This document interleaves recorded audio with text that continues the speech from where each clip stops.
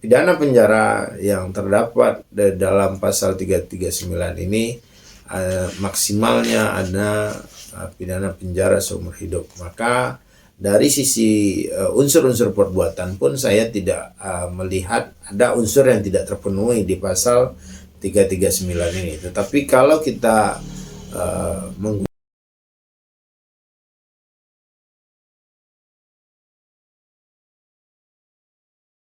barang siapa dengan sengaja dan dengan rencana terlebih dahulu merampas nyawa orang lain, diancam karena pembunuhan dengan rencana, dengan pidana mati atau pidana penjara seumur hidup, atau selama waktu tertentu paling lama 20 tahun. Assalamualaikum warahmatullahi wabarakatuh. Alhamdulillah kita bertemu lagi dalam channel sobat-sobat Gusri Putra Dodi dimanapun Anda berada. Mudah-mudahan sobat-sobat sekalian selalu dilimpahkan kesehatan, kesempatan, dan juga terutama dimudahkan segala urusannya di dalam beraktivitas sehari-hari hendaknya. Selamat beriring salam juga tidak bosan-bosannya kita kirimkan atau kita mohonkan kepada Allah Subhanahu wa taala untuk disampaikan kepada junjungan alam Nabi besar Muhammad sallallahu alaihi wasallam dengan mengucapkan Allahumma shalli ala sayyidina Muhammad wa ala ali sayyidina Muhammad. Mudah-mudahan dengan banyak kita berselawat, Allah izinkan kelak di yaumul mahsyar Rasulullah untuk memberikan syafaatnya kepada kita. Sobat-sobat dimanapun berada, berita yang sangat miris tentunya sudah dan saya yakin juga sobat-sobat sudah mengetahui berita ini, di mana terjadi suatu tindak pidana yang sangat keji, yang sangat tidak berperi kemanusiaan, yang sangat biadab tentunya, di mana seorang gadis berusia 18 tahun dengan nama Nia Kurniasari yang berjualan gorengan dengan tujuan untuk supaya memperoleh uang bisa menyambung sekolahnya. Nah, di sini saya melihat bahwa Nia ini adalah sosok yang sangat memperhatikan masa depannya, dan dia adalah seorang pekerja keras yang tidak ingin menyerah atau tidak ingin pasrah dengan suatu keadaan yang dialami, sehingga dia walaupun orang tua mungkin dikatakan berekonomi kurang mampu atau di bawah kemampuan, tetapi dia mempunyai suatu cita-cita dan semangat yang tinggi sehingga dia rela untuk berjualan, memenuhi untuk menggapai cita-citanya. Maksudnya adalah sesuatu hal yang sangat langka yang untuk kita temukan pada generasi zaman now, dan tentunya duka yang mendalam saya pribadi sampaikan melalui channel ini kepada keluarga korban. Hendaknya diberikan ketabahan oleh Allah dalam menghadapi musibah ini, karena bagaimanapun sesuatu itu terjadi memang karena qadarullah. Tetapi kita tidak membahas dari sisi emosional atau sisi apa yang paling banyak dibicarakan oleh media belakangan ini. Dan sebagai seorang ayah yang juga memiliki anak perempuan, tentu saya sangat terpukul dengan melihat kejadian ini. Mudah-mudahan saja harapan kita semua tentunya pelaku cepat ditangkap dan diadili dan diproses secara hukum sesuai dengan ketentuan perundang-undangan yang berlaku tentunya. Di awal pembukaan tadi saya sudah membacakan pasal 340 KUH Pidana, yaitu tentang pembunuhan berencana. Kenapa saya sebagai seorang praktisi hukum berpendapat, ini pendapat saya, ini bukan sebagai acuan atau yang harus dilakukan di dalam melaksanakan penegakan hukum.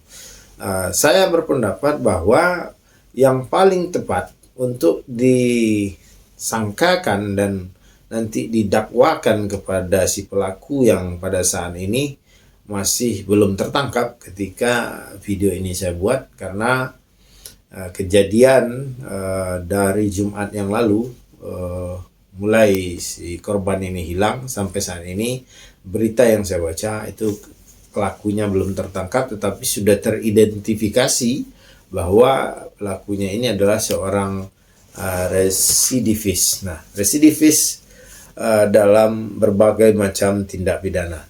Nah, kenapa saya berpendapat lebih menggunakan pasal 340 ya, yaitu tentang pembunuhan berencana. Kenapa? Karena kalau melihat kejadian ini, saya berasumsi atau saya menilai bahwa si tersangka atau si terduga pelaku tindak pidana ini terlebih dahulu sudah merencanakan dengan seksama, dengan matang menurut dia tindak pidana yang akan dia lakukan. Kenapa? Dari tayangan salah satu TV swasta nasional yang saya ikuti tentang pemberitaan ini, ada rute secara konsekuen atau secara rutinitas dijalani oleh korban Nia ini di dalam melakukan atau menjajakan dagangannya. Nah, rute ini adalah rute yang memang sangat-sangat kalau melihat dari suasana alamnya memang rute ini cukup menyeramkan, apalagi kalau untuk melewati jalan-jalan tersebut tanpa ada penerangan, tanpa ada rumah penduduk di kiri kanan jalannya yang dia lalui, di mana tempat dia terjadi dugaan perbuatan tindak pidana pembunuhan ini, dan juga dekat lokasi di mana mayat korban ini ditemukan. Nah, dugaan saya dan asumsi saya ini sangat jelas direncanakan terlebih dahulu oleh si pelaku ini, sehingga dia bisa mencarikan tempat untuk ketika korbannya ini, dengan tujuan tentunya adalah untuk menghilangkan jejak atau untuk menghilangkan bukti-bukti dari perbuatan pidana yang telah dia lakukan. Dia mencari tempat penguburan korban itu dari jalan yang cukup terjal ke bawahnya, turunannya di pinggiran tebing, sehingga hal ini kalau dilihat secara kasat mata orang lewat di atas jalannya itu, kondisi kuburan yang dia buat ini, tempat menyembunyikan jenazah korban ini tidak akan terlihat, karena juga selain tempatnya yang tersembunyi di bawah kemiringan tebing, juga gundukan tanah bekas kuburannya ini ditutupi dengan dedaunan yang ada di sekitar semak belukar itu. Nah, cuman tempat lokasi penguburan ini bisa ditemukan itu adalah kepiawaian atau kejelian dari BPBD atau Tagana di daerah Kabupaten Padang Pariaman itu dalam menyusuri lokasi, sehingga dia menemukan sesuatu hal yang mencurigakan. Dicoba tes tanahnya, ternyata lunak, maka di sana diambil kesimpulan bahwa ada sesuatu hal yang mencurigakan di dalam lubang galian itu gitu. Nah, ketika digali ternyata memang ditemukan sesosok tubuh manusia. Nah, kembali saya sampaikan pendapat saya kenapa tentang perbuatan ini lebih tepat digunakan pasal 340, karena dugaan saya atau asumsi saya juga, saya berpendapat bahwa hal ini sudah direncanakan jauh-jauh hari tentunya oleh si pelaku IS ini. Kenapa? Karena itu tadi, tempat melihat lokasi pelarian dia setelah melakukan perbuatan pidana itu, terus juga lokasi tempat menyembunyikan atau menghilangkan jenazah korban, terus kemana arah lari dia ke arah persawahan dan jalur irigasi, bagaimana dia membuang bekas-bekas tindak pidana ini seperti baju korban, jilbab korban, terus bekas dagangannya yang dibuang itu tidak pada satu tempat, tetapi dia lakukan di tempat yang berbeda-beda, antara satu titik dengan titik lain itu mempunyai jarak yang cukup jauh, sehingga kalau kita perhatikan hal ini adalah dilakukan oleh si tersangka ini adalah untuk menghilangkan jejak atas perbuatan tindak pidana yang dia lakukan. Nah, maka dari itu pasal yang paling tepat adalah menurut pendapat saya, sekali lagi ini bukan maksud menggurui aparat penegak hukum, tetapi ini adalah berdasarkan pengamatan apa yang saya lihat, apa yang saya baca melalui pemberitaan, apa yang saya lihat dalam tayangan-tayangan pemberitaan dari berbagai media TV nasional. Maka hal ini paling tepat itu adalah pasal 340. Kenapa? Karena juga di dalam salah satu media televisi itu saya lihat ada diberitakan bahwa si pelaku ini pada saat sebelum kejadian itu sempat membuntuti si korbannya dari belakang. Nah, artinya niat jahat dari si korban ini bukan hanya terjadi pada spontan pada saat itu saja, tetapi juga sudah direncanakan, sudah diperhitungkan matang-matang sebelumnya. Maka pada hari naas itu adalah hari yang dipilih oleh si tersangka atau si terdakwa ini kelak, kalau ini naik sampai ke pengadilan.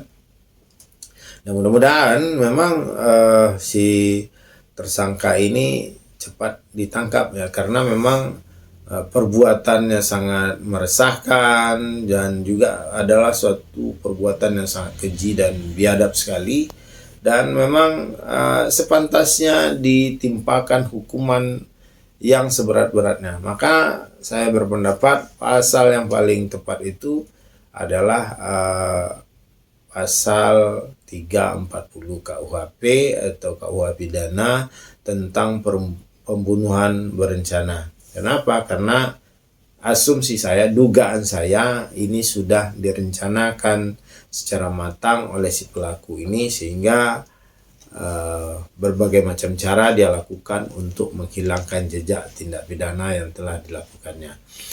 Namun demikian, ada juga pasal yang agak mirip dengan pasal 340 atau tentang pembunuhan berencana ini, karena memang banyak pendapat bahwa terjadi suatu tindak asusila terhadap korbannya sebelum dilakukan pembunuhan, atau bisa jadi setelah terjadi pembunuhan baru dilakukan tindak asusila oleh si pelaku ini. Nah, kalau berasumsi demikian, maka pasal yang dapat dikenakan kepada si tersangka terdakwa ini adalah pasal 339 KUH pidana yang berbunyi, pembunuhan yang diikuti, disertai atau didahului oleh suatu perbuatan pidana yang dilakukan dengan maksud mempersiapkan atau mempermudah pelaksanaannya, atau untuk melepaskan diri sendiri maupun peserta lainnya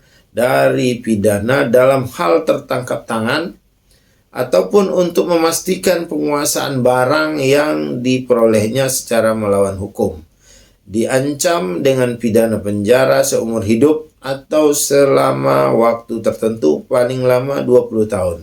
Nah, pidana penjara yang terdapat dalam pasal 339 ini maksimalnya ada pidana penjara seumur hidup. Maka dari sisi unsur-unsur perbuatan pun saya tidak melihat ada unsur yang tidak terpenuhi di pasal 339 ini. Tetapi kalau kita menggunakan pasal 340 sebagai pasal sangkaan kepada si terdakwa ini, maka saya melihat ada unsur-unsur yang terpenuhi di situ, yaitu adanya suatu rencana terlebih dahulu untuk merampas nyawa orang lain,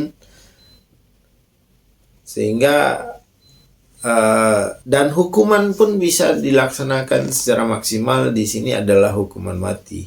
Sehingga menurut saya kembali yang paling tepat untuk dikenakan kepada si pelaku ini adalah pasal 340. Demikian pendapat hukum yang bisa saya sampaikan.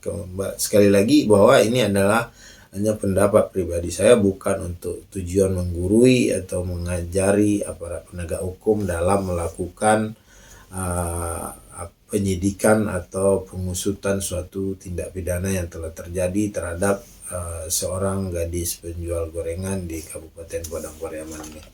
Mudah-mudahan apa yang saya sampaikan ini ada manfaatnya untuk sobat-sobat sekalian, khususnya tentang pembunuhan, tentang tindak pidana pembunuhan berencana tentunya. Bila taufiq wal hidayah. Assalamualaikum warahmatullahi wabarakatuh.